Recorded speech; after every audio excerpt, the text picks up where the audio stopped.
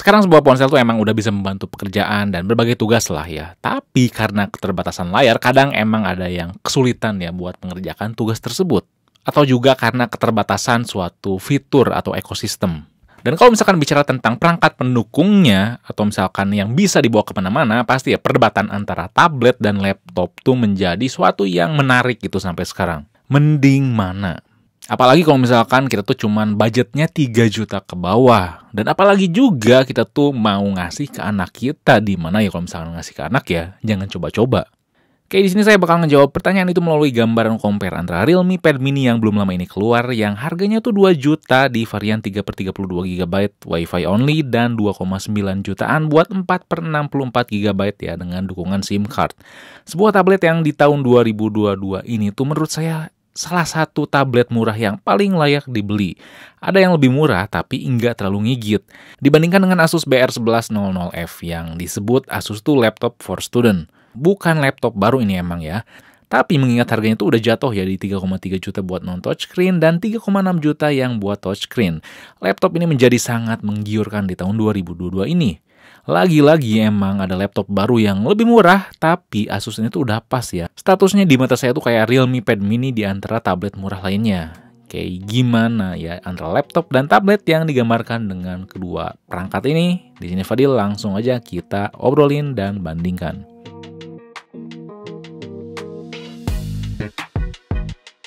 Yang pertama kita bicara dulu masalah portabilitas. Masalah portabilitas tentu ya tablet juaranya. Ukuran paling mudah dibawa kemana-mana. Kalau kalian sering bepergian, terus pengen dan harus buka sebuah tablet di tengah-tengah kerumunan orang buat ngerjain tugas ngedadak gitu ya, tablet pasti sangat mudah diandalkan ya. Kalau kita bawa tas kecil pun, apalagi ini pakai Realme Pad Mini yang ukurannya tuh mungil, ketebalan cuma 7,6 mm aja, ini tuh bisa banget diandalkan. Apalagi jikalau kita gak pengen andalin sebuah ponsel, punya tablet yang ada slot SIM card tuh ngebantu banget ya. Kita nggak perlu ribet nyari wifi. Mau ngecas juga simple ya, pasti colokannya tuh ya sama kayak ponsel kita. Laptop juga sebenarnya ya mudah dibawa kemana-mana. Apalagi Asus BR11 ini yang punya ukuran layar 11,6 inci, bisa dilipat jadi tablet. Jadi fleksibel banget ketika butuh laptop ini bisa dipakai tablet, bisa. Atau misalkan diberdiriin buat nonton juga bisa, atau dipakai buat laptop kayak biasa ya bisa. Dan by the way jangan salah ya, si Asus BR11 ini punya varian yang touchscreen aja, varian yang non-touchscreen, atau varian yang ada sepaket sama si pulpennya. Hanya saja laptop tuh tetap berat dibandingkan tablet, apalagi di antara Asus dan Realme ini. Kalau mau ngecas juga ya colokannya khusus ya. Nggak bisa pakai colokan atau charger yang sama kayak di ponsel. Masalah dimensi juga ya lebih besar, lebih tebal.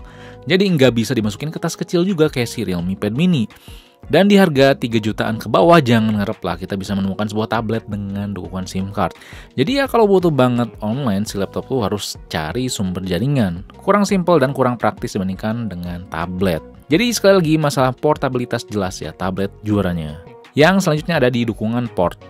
Masih ada sangkut pautnya dengan poin pertama nih. Ada kelemahan tersendiri ya si tablet tuh ramping ukurannya. Karena ya dia punya satu port aja. Terlepas ada jack 3,5 mm ya.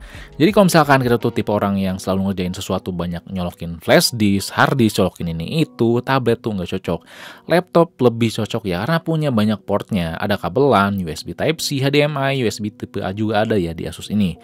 Tablet juga emang ya bisa dicolok ini itu, tinggal kita beli kabel tambahannya aja atau dongle.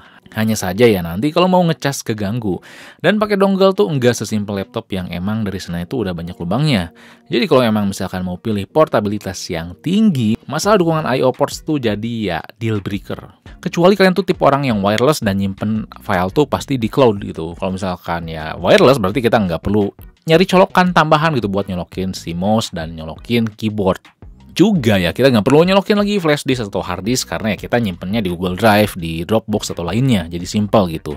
Tapi ya tetap misalkan biasa pakai mouse dan si keyboard wireless ya kemana-mana ya harus bawa dua perangkat tersebut dan emang ya ribet juga jatuhnya gitu. Walaupun ya tanpa kabel.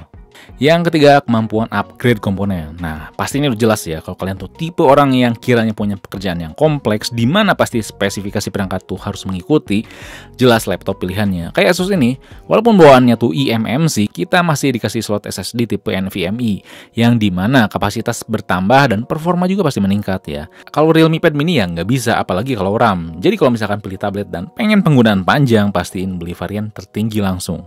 Tapi di Realme Pad Mini ini punya kemampuan yang buat nyimpen aplikasi di SD card, dimana enggak semua tablet dan Android bisa kayak gini. Tablet lainnya zaman sekarang rata-rata ya SD card tuh cuma nyimpen file biasa aja, nggak bisa nginstal aplikasi. Kalau tablet lain tuh kalau misalkan mau nginstal aplikasi di SD card, kebanyakan harus lewat custom ROM, harus diotak-atik dulu, ribet lah. Tapi ini nggak usah. Yang selanjutnya nomor 4, sistem operasi. Nah, bicara masalah Android dan Windows tuh bukan urusan mana yang lebih bagus.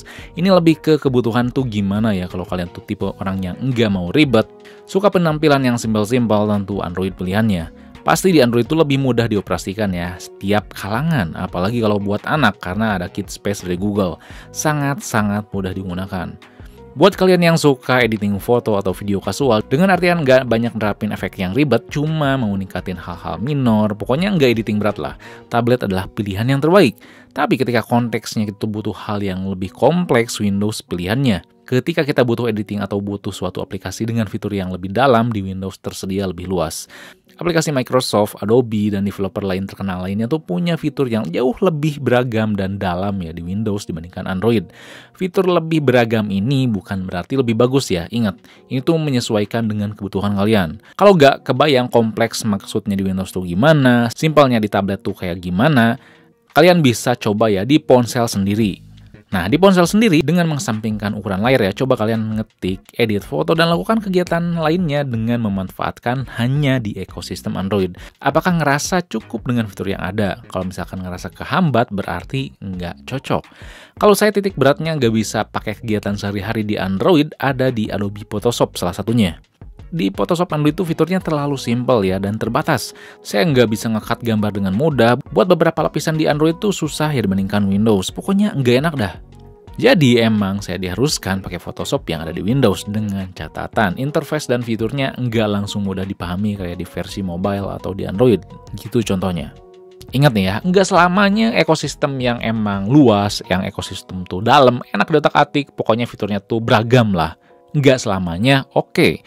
Kadang malah bikin pusing jatuhnya gitu. Begitupun ekosistem yang simple ya. Nggak selama yang ekosistem tuh mempermudah kita gitu. Terkadang juga karena saking simpelnya batasan tuh kerasa banget gitu yang membuat kita tuh mau mengerjakan sesuatu ya nggak bisa karena udah ada batasnya gitu. Yang kelima tuh performa dan user experience. Nah, yang pasti di Android di Realme UI yang ditenagai dengan Unisoc T616 dan Windows 11 yang ditenagai dengan Intel N4500 di Asus tuh sama-sama baik. Realme Pad Mini ini tuh mampu memberikan performa keseharian yang baik dengan tampilan Android yang terlihat murni, simple, nggak neko-neko. Nggak bikin penggunaan tuh berat di harga 2 jutaan. Multitasking banyak aplikasi, ngetik, dan lainnya tuh nggak jadi masalah. Di harga 2 jutaan tentu kita nggak bisa ngarep fitur bejibun kayak tablet-tablet mahal ya. Tapi karena kesimpelan yang ada, malah membuat pengalaman pemakaian tuh menjadi seamless. Pasti kalian bakal nyaman lah ketika baca PDF, email, komik, atau mengetik. Ditambah ya tadi, bodinya tuh ramping ya, jadi nggak bikin cepet pegel kayak megang laptop yang jadiin tablet. Kalau misalkan Asus BR11 ini tuh memang berbekal eMMC storage bawaannya, bukan SSD, dimana saya sendiri juga ragu banget ketika tahu ini eMMC. Tapi ternyata walaupun sudah di-upgrade ke Windows 11, nggak jadi masalah besar sama sekali. Lancar-lancar aja ya buat kayak kegiatan standar kayak multitasking dan lainnya, buat ngetik, nonton YouTube, dan lainnya lah. Ditambah Asus BR11 ini nggak kaku, karena seperti yang disinggung sebelumnya, bisa diubah menjadi sebuah tablet, jadi sangat fleksibel. Walaupun bobotnya lebih berat dibandingkan Realme, tetap ya kebayar dengan user experience yang diberikan, karena dikasih 2 kamera juga yang lebih fleksibel. Dan bisa dikatakan kameranya untuk kelas laptop ini tuh bagus banget hasilnya, apalagi mengingat harganya tuh murah. Dan di sini nggak usah khawatir karena punya standar militer yang bikin aman kalau dibawa kemana-mana, nggak sengaja ketumpahan air atau nggak sengaja kebanting sama anak. Asus tuh udah nguji hal ini ya, dimana kalau tablet murah punya ketahanan kuat tuh ya jangan ngarep ada. Paling-paling yang kita harus beli casing super tebal tambahannya gitu, cuman ya tetap ada kelemahannya. Yang pasti untuk sebuah tablet atau laptop di harga 3 jutaan ke bawah, jangan ngarep bisa nge-game atau editing atau kerjaan lain dengan hardcore gitu, atau intens banget. Jangan ngarep lebih lah kayak misalnya enak main game AAA gitu. Tablet 3 jutaan tuh memiliki batasan yang tetap buat kegiatan keseharian dengan intensitas yang sedang bisa tetap diandalkan. So, mending mana di antara tablet dan laptop Windows di harga 3 jutaan ke bawah? Buat saya tentu laptop ya, karena saya membutuhkan suatu perangkat yang bisa diajak kerja kompleks. Untungnya kalau pilih Asus BR11 ini, kekompleksan yang ada tuh ditemenin dengan experience yang asik. Nggak sebatas cuman bisa dilipat jadi tablet doang. Karena punya keamanan fisik standar militer, performa yang cukup di harganya dan masih bisa di-upgrade, dan nggak berisik si laptop ini. Yap, Asus ini tuh nggak punya kipas ya, tapi surprisingly nggak jadi overheat. Jadi manajemen suhunya tuh udah cukup baik. Dan misalkan ya, katakanlah kalian tuh belum punya laptop ya, atau misalkan tablet. Kalian nggak perlu maksain beli laptop dulu, baru beli tablet. Nggak usah. Langsung sih ke tablet aja nggak masalah gitu. Dengan catatan emang kalian tuh tipenya orang yang nggak mau ribet dan suka kesimpulan ya.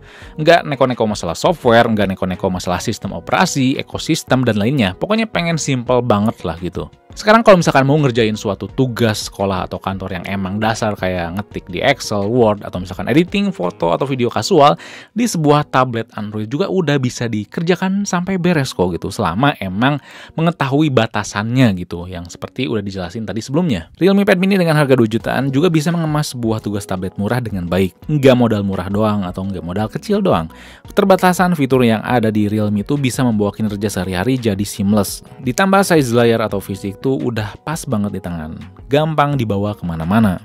Nggak perlu maksain beli tablet yang spesifikasinya lebih tinggi atau misalkan gahar sampai ya harganya 5 juta ke atas.